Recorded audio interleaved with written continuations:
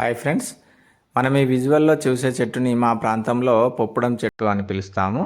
ఇది అనేక రకాల ఔషధ గుణాలను కలిగి ఉన్నదని చెప్పుకోవచ్చు. దీని ఆకు రసాన్ని ఒక 2 ml చొప్పున ఉదయం సాయంత్రం ఒక 3 days అలా తీసుకోవడం వలన డెంగ్యూ ఫీవరు, అత్యంత ప్రమాదకరమైన డెంగ్యూ ఫీవర్ తగ్గుతుంది. అంతేకాకుండా గణనీయంగా ప్లేట్లెట్ కౌంట్ కూడా పెరుగుతుంది.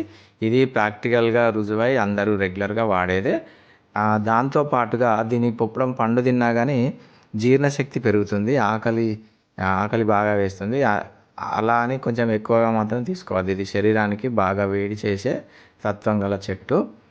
మరియు ఈ పూర్వకాలంలో కనుక చూసుకున్నట్టయితే దీని కాయలను ముదిరిన తర్వాత తెంపుకొని దాని పైన ఉన్న చెక్కు తీసి బాగా కడిగి ముక్కలుగా కట్ చేసుకొని కూరలాగా చేసుకొని కూడా తింటారు దీన్ని.